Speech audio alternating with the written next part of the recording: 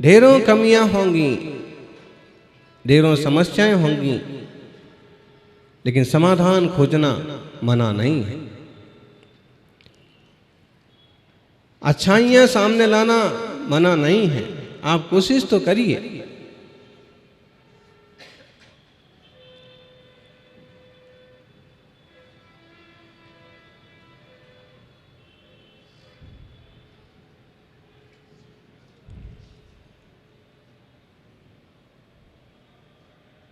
आचार्य देव कुंद कुंद स्वामी कहते हैं,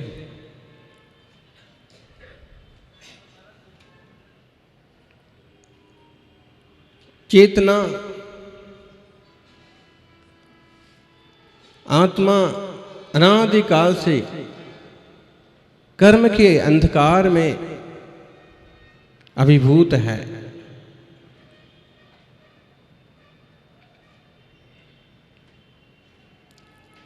कर्मों से पराजित है। परिणमति चेदनाए आदा पुण्य चेदना तिदाभिमदा सापुण नाणे कम्मे फलम मिवा कम्मणो भणिता नाणम अट्ठ वियप्पो कम्मम जीवेण जम समारद्धम तमणेग विधम भणितम फलम ति सुखम व दुखम वा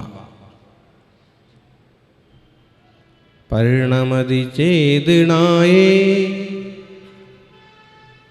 आदापुन चेदना तिधाभिमदा। क्या कह रहे हैं? आत्मा चेतना रूप से परिणमित हो रहा है। आत्मा कैसा है? आत्मा का स्वभाव क्या है? आत्मा का लक्षण क्या है? गुण क्या है? चेतना। जहाँ चेतना है वहाँ आत्मा है, जहाँ आत्मा है वहाँ चेतना है, और अगर चेतना नहीं है तो आत्मा भी नहीं है। छोटे छोटे पौधों में भी चेतना होती है। उसी बात को यहाँ कह रहे हैं, परिणमति चेतनाए आदा। आत्मा चेतना रूप वाला है। आदापुण चेतना और अचेतना तिधाभिमदा। चेतना कितने प्रकार की कही गई है? 3 प्रकार की कही गई। सापुण नाणे कम्मे फलम में 3 प्रकार की चेतना। कौन कौन सी? ज्ञान चेतना, कर्म चेतना और कर्म फल चेतना। ये बहुत अच्छा आध्यात्मिक विषय है। इतने सारे जीव हैं, इतने सारे इंसान हैं, इतने सारे लोग हैं दुनिया में, लेकिन सब एक जैसे क्यों नहीं हैं? सब में एक सरीखापन क्यों नहीं है? यूं इंसान की अपेक्षा सब इंसान है, लेकिन यहां लेना अर्थ अट्ठ भी अपम, अर्थ विकल्प। जो पदार्थों को जाने, जो आत्मा को, अपने को भी जाने, पर को भी जाने, वह ज्ञान। ज्ञान का काम ही जानना। आप अपने ज्ञान स्वभाव को पहचानो ना पहचानो, आप अपनी चेतना को पहचानो ना पहचानो, लेकिन सब कुछ उसी से ही चालू है। व्यक्ति मान सम्मान चाहता है, पूजा प्रतिष्ठा चाहता है। क्यों चाहता है?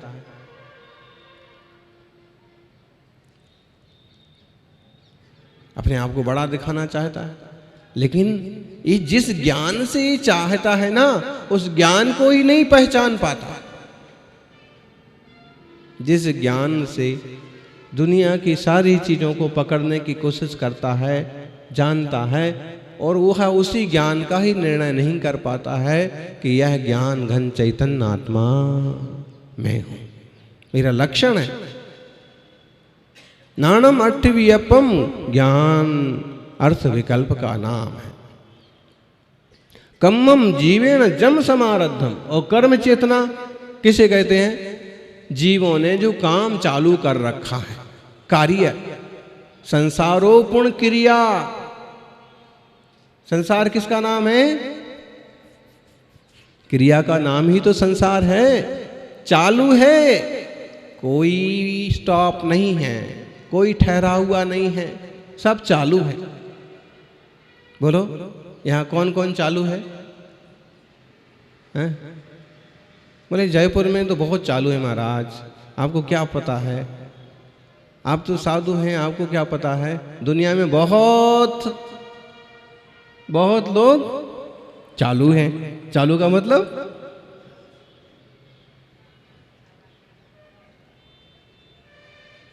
अच्छा, आप लोगों में कौन कौन चालू है?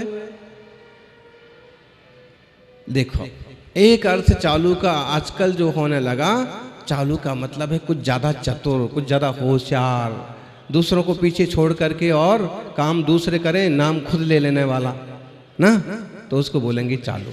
लेकिन चालू का मतलब है क्रियाशील। कौन कौन है? सब क्रियाशील है। संसारोपूर्ण क्रिया, संसार का नाम ही क्रिया है। जहां संसरण है, जहां क्रिया पाई जा रही है, वो उसका नाम संसार। संसारोपूर्ण क्रिया, संसार मानस दब्बस। लोग अक्सर कर कहते रहेंगे क्रियाशील बनो, क्रियाशील बनो, हैं?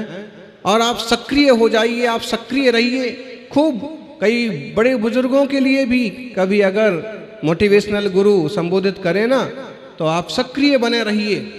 बोले 90 साल की उम्र में भी सक्रिय हैं, वो 100 साल की उम्र में भी सक्रिय हैं। अरे वो 90 और 100 में क्या सक्रिय हैं? अनादिकाल से सक्रिय हैं। अरे भाई कुछ ना कुछ तो कर ही रहे हैं ना, बिस्तर पर पड़े हैं तो भी कुछ ना कुछ तो विकल्प जाल चल ही रहा है। जीव सक्रिय तो है ही, वास्तव में क्या होने की जरूरत है? निष्क्रिय होने की जरूरत है। आप कहोगे मतलब निठल्ले हो जाओ?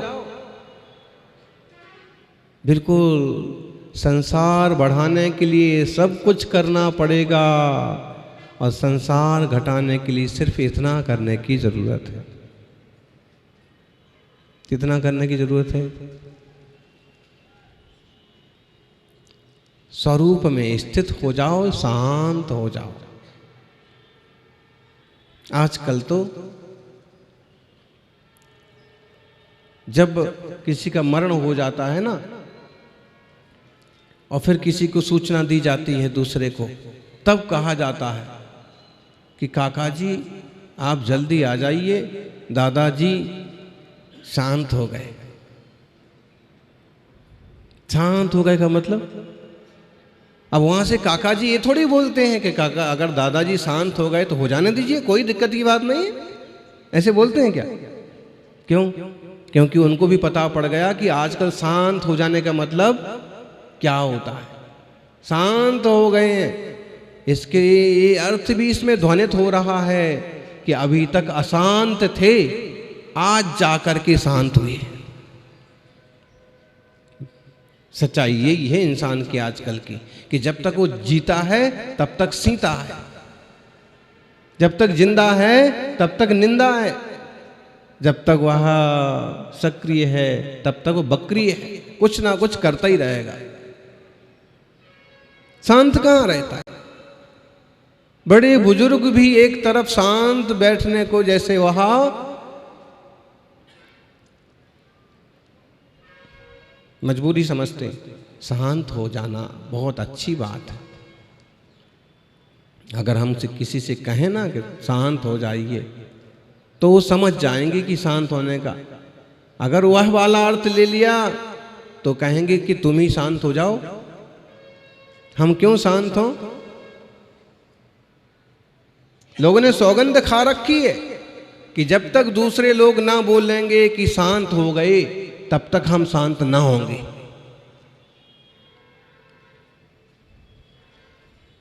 दूसरे लोग बोलते हैं, अखबार में छापते हैं कि अमुक अमुक शांत हो गए, तो लोगों को मालूम पड़ जाता है कि अब तक ये शांत नहीं थे। बोलो जीते जी शांत क्यों नहीं हुआ जा सकता? सक्रिय रहे आइए, लेकिन सक्रिय का मतलब प्रपंची बनना नहीं है। सक्रिय का मतलब अपने धर्म ध्यान में रहना भी तो है, उपयोग को सही दिशा में ले जाना भी तो है, साधना को संयम को बढ़ाना भी तो सक्रियता ही है ना। जरूरी थोड़ी है कि उठापटक करने का नाम सक्रिय हो।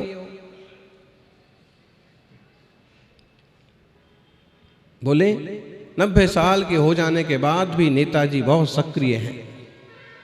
सक्रिय मतलब आज भी वो उठापटक कर रहे हैं, आज भी खतरनाक बयानबाजी कर सकते हैं, आज भी ऐसे शब्द बोले कि लोगों की दिल में दिमाग में आग लग जाए।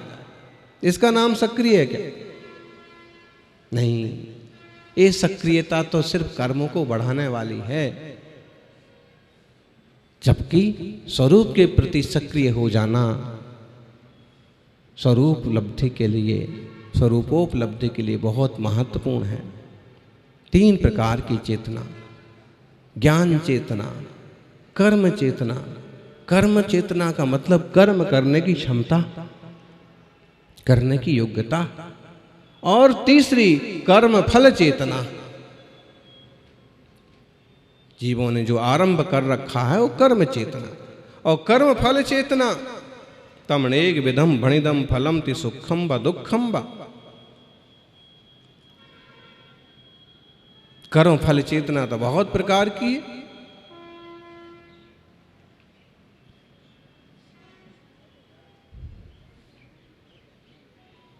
सुख का फल भोगना, दुख का फल भोगना, विभिन्न प्रकार के कर्म के फल भोगना, कर्म फल चेतना। इस बात को समझना। नियम सार में इस विषय पर काफी गंभीर चर्चा की गई है।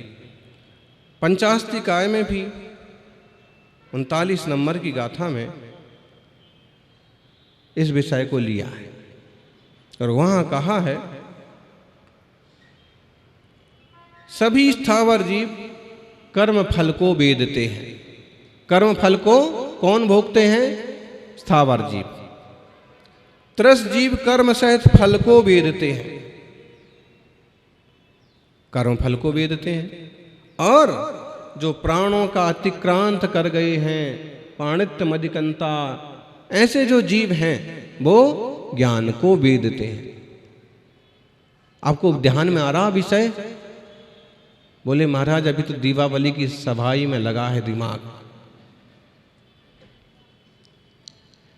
दीपावली की सफाई में दिमाग लगा है। वो तो सोचा कि महाराज जी का प्रवचन हो रहा होगा, इसलिए आ गए और थोड़ी देर बैठ गए। एक साथ हमारे 3 काम हो गए, भगवान के दर्शन भी हो गए, आपका प्रवचन भी सुन लिया, और 3 की बैठक भी।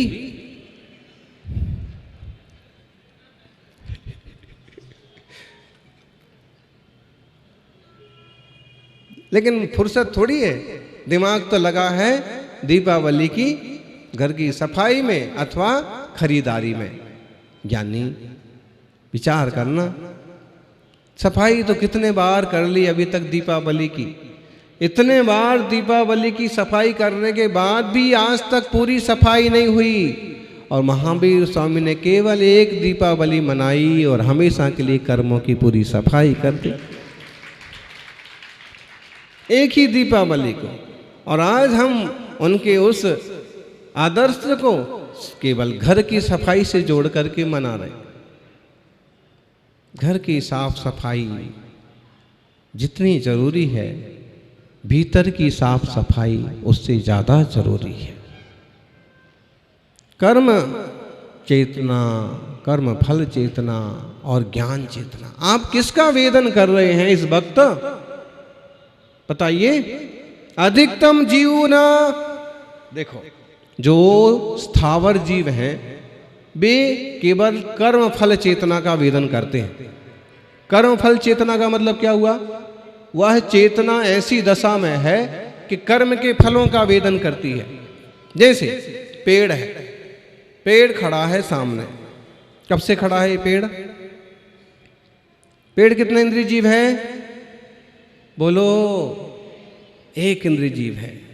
और आप कितने इंद्रिय जीव हैं? 5 इंद्रिय जीव हैं। कीड़ा मकोड़ा कितने इंद्रिय जीव हैं? 2 इंद्रिय होंगे, कोई 3 इंद्रिय होंगे, कई अलग अलग, है ना। मक्खी कितने इंद्रिय जीव है? मच्छर कितने इंद्रिय जीव है? मच्छर एक 4 इंद्रिय जीव जो है ना, वो 5 इंद्रिय जीव के भी बाजे बजा देता है, बैंड बजा देता है। मच्छर कान में आकर के आपको गीत सुनाता है और पीछे से इंजेक्शन लगा करके, बताइए 4 इंद्रिय जीव है वो। तो अपन सबसे पहले बात कर रहे हैं इस पेड़ की। कौन सा पेड़ की? ये अशोक का पेड़ खड़ा है सामने, एक अशोक बैठा है, एक खड़ा है।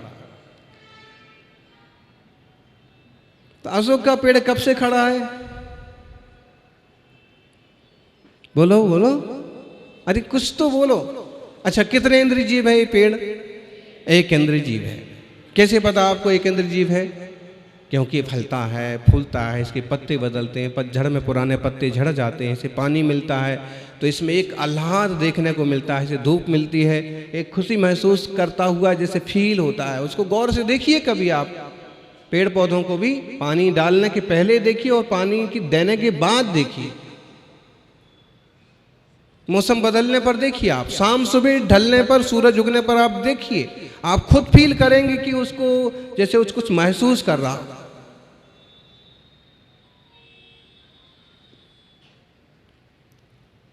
तेज धूप पड़े या तेज छांव पड़े या तेज ठंड पड़े, तब आप उसका हाल देखिए। जैसे कोई बिस्तर में दुपकना चाहता है, वो उस टाइप से उसका अपना महसूस होगा, बचना चाहता है लेकिन बच नहीं चाहता, बच नहीं सकता। कोई छाया कर दे, कोई पानी पिला दे, पानी बरस जाए, उसके भी अपने विकल्प तो चलते ही होंगे, बिना मन के भी। लेकिन वह सिर्फ कर्म फल चेतना को वेदता है। कौन सी चेतना? कर्म का फल भोग रहा है। ज्ञानियों, विचार करना,